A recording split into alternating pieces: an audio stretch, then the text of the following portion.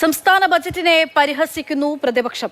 അപ്രസക്തമായ ബജറ്റാണ് അവതരിപ്പിച്ചിരിക്കുന്നതെന്നും പോകുന്ന പോക്കിന് എന്തും പറഞ്ഞിട്ട് പോകാമല്ലോ എന്നും പ്രതിപക്ഷ നേതാവ് പരിഹസിച്ചു. വരും കാലത്തേക്ക് നടപ്പാക്കാൻ പോകുന്ന യഥാർത്ഥ ബജറ്റ് UDF അവതരിപ്പിക്കുമെന്നും പ്രതിപക്ഷം അവകാശപ്പെടുന്നു. ബജറ്റ് പ്രസംഗത്തിൽ ധനമന്ത്രി പ്രതിപക്ഷത്തെയും കേന്ദ്ര സർക്കാരിനെയും വിമർശിച്ചു.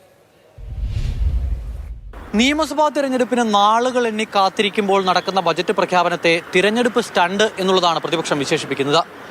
അപ്രസക്തമായ ബജറ്റാണ് എന്നും വരാനിരിക്കുന്ന സർക്കാരിന് മേലുള്ള ബാധ്യതയായി ഈ ബജറ്റ് മാറുമെന്നും പ്രതിപക്ഷ നേതാവ് പറഞ്ഞു വെക്കുന്നു. അതോടൊപ്പം 2026-27 യഥാർത്ഥ ബജറ്റ് അടുത്ത UDF സർക്കാർ അവതരിപ്പിക്കുമെന്ന ആത്മവിശ്വാസവും പ്രതിപക്ഷ നേതാവ് പങ്കുവയ്ക്കുന്നു. അടുത്ത 26-27 വർഷത്തിലേക്കുള്ള ബജറ്റ് UDF സർക്കാർ അവതരിപ്പിക്കും.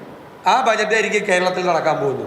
പോകുന്ന പോക്കിൽ എന്തും പറഞ്ഞു പോകാമല്ലോ എന്നും തോട്ടിൻകരയിൽ വിമാനമിറക്കാൻ താവളമുണ്ടാക്കുമെന്ന് വരെ പറയാമെന്നും പ്രതിപക്ഷ നേതാവിന്റെ പരിഹാസം. പോവാൻ നേരത്ത് പുതിയ പദ്ധതി കൊണ്ടുവരുമെന്ന് പറയാം. വെറുതെ പറയാമല്ലോ, പോണ വഴിക്ക് ഒരു പദ്ധതി കൊണ്ടുവരുമെന്ന് ഒരു ഐഡിയ ഇല്ല. ഒരു കാര്യവുമില്ലാത്ത പൊള്ളയായ ബജറ്റാണ് അവതരിപ്പിച്ചതെന്ന പ്രതിപക്ഷ ഉപനേതാവ് PK കുഞ്ഞാലിക്കുട്ടി.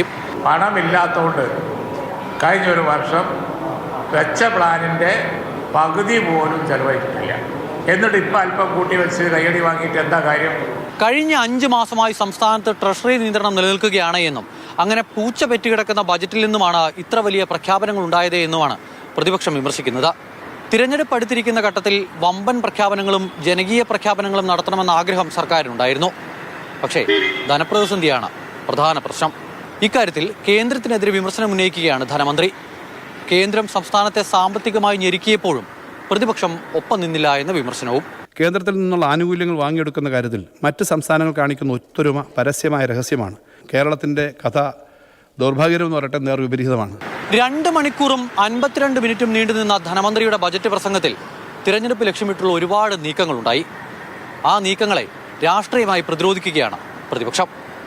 അമൽ തേനമറമ്പിൽ, മാതൃഭൂമി ന്യൂസ്, തിരുവനന്തപുരം.